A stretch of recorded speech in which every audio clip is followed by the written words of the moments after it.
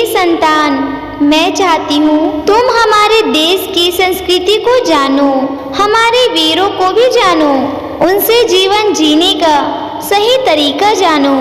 इसलिए आज मैं तुम्हें हमारे देश में जो जन्मी एक महान वीरांगना रानी अहिल्याबाई की कथा सुनाती हूँ। रानी अहिल्याबाई कोई राजघराने में पैदा नहीं हुई थी, बल्कि उनका जन्म तो 13 अगस्त 1725 को जामखेड़ के चौड़ी नामक गांव में हुआ था। यह गांव आज महाराष्ट्र में आता है। उनके पिता मानको जी सिंधे उस नगर में पाटिल हैं। उस समय लड़कियों को पढ़ाया नहीं जाता था, लेकिन मानको जी ने घर पर ही अहिल्या को पढ़ना लिखना सिखाया। एक बार मालवा राज्य की पेशवा मल्हार राव होकर उस गांव में आए। उन्होंने देखा 8 साल की अहिल्या पूरे भक्ति भाव से भगवान शिव की पूजा कर रही थी। पूजा के बाद गरीबों को कोई बड़े प्रेम से भोजन करा रही है। यह देखकर मल्हार जी बहुत प्रभावित हुए और उन्होंने अपने इकलौते बेटे खड़े राव के लिए अहिल्या का हाथ मानको जी से मांग लिया। इस प्रकार एक छोटे से गांव के पाटिल की पुत्री अहिल्या अब मानव राज्य के पेशवा राज्य की राजरानी बन गई। अहिल्या को बचपन में पढ़ाई लिखाई के साथ घर के बड़ों के प्रति आदर, सहज विनम्रता और सेवा के संस्कार मिले थे। ससुराल आकर उन्होंने अपनी इसी भक्ति और सेवा के भाव से घर में सभी का मन जीत लिया। साथ ही अपने ससुर जी के प्रोत्साहन से शासन का सारा कार्यभार भी संभाल लिया। वे राज्य कार्य पूरी ईमानदारी से करती, यहाँ तक कि एक बार उन्होंने अपने पति की तनख्वाह भी रुकवा दी, यह कहकर कि यह तो राज्य का पैसा है, आप अपना पहले कर्म लौटाएं, तभी आपको आगे रुपए मिलेंगे। प्रजा उनसे माँ जैसे प्यार करती। इस बीच उन्होंने एक पुत्र मालेराव और पुत्री मुक्ताबाई को जन्म दिया। पति खांडे राव भी अब पत्नी के प्रभाव से राजकाज उचित ढंग से संभाल रहे थे, पर 1754 में कुम्हेर के युद्ध में खंडेराव वीरगति को प्राप्त हुए। तब 29 वर्ष की अहिल्या अपने पति के साथ सती हो जाना चाहती थी, परंतु तब उनके ससुर मल्हार राव ने उन्हें रोक दिया।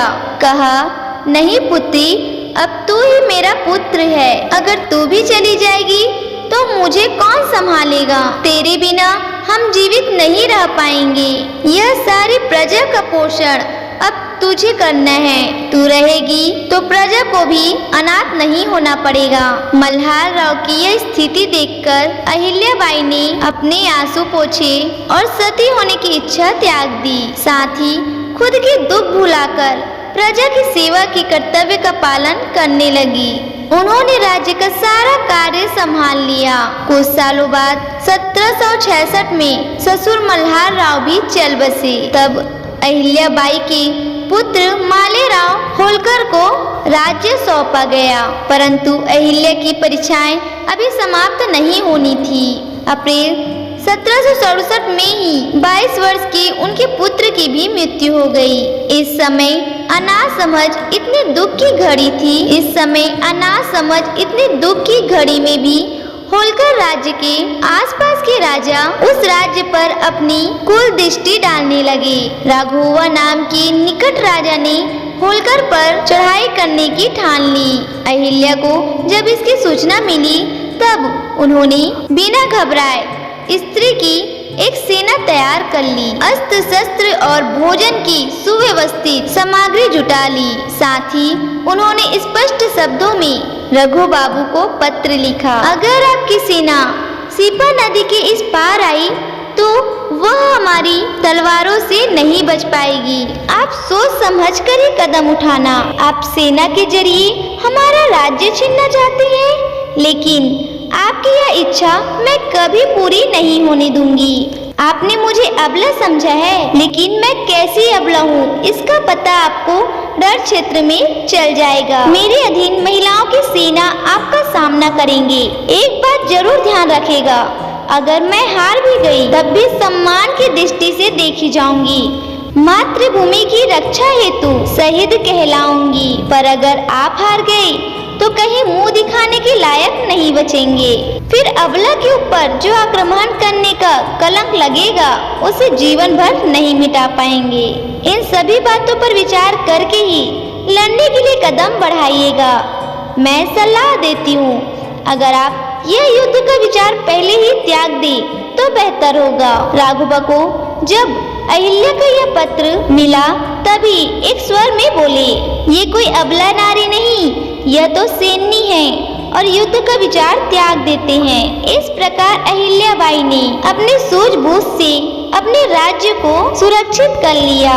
उनकी उपलब्धि इस बात से देखी जा सकती है कि उनकी 28 साल के लंबे शासन में होलकर राज्य पर फिर किसी राजा ने कुदृष्टि नहीं डाली। राज्य निरंतर समृद्धि और शक्तिशाली होती रही। अहिल्याबाई बचपन से ही शिव भक्त और धार्मिक कार्यों में रुचि लेने वाली एक महिला थी। पति, सास ससुर और पुत्र की मृत्यु के पश्चात वह अपनी राजधानी इंदौर छोड़कर महेश्वर के एक साधारण घर में रहने लगी। वहाँ के दरवाजे हमेशा दिन दुखियों के लिए खुले रहते और राजमाता हमेशा समाज कल्याण में लगी रहती। उस समय उन्होंने रास्तों के दोनों ओर छायादार वृक्ष लगवाए, जगह जगह पीने के लिए कुएं बनवाए, यात्रियों के ठहरने के लिए धर्मशाला बनवाए, बच्चों के लिए जगह जगह विद्यालय खोले गए, चिकित्सा के लिए 200 से अधिक स्थान बनवाए।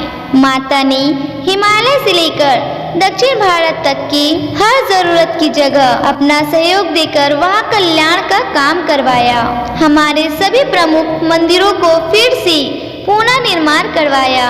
उनका कार्य आज भी देश में ही नहीं बल्कि विदेश के भी अनेक नेताओं की प्रेरणा के स्रोत बनते हैं। उनकी जितनी भी तारीफ की जाए कम है। साथ ही मेरे बच्चे उनके जीवन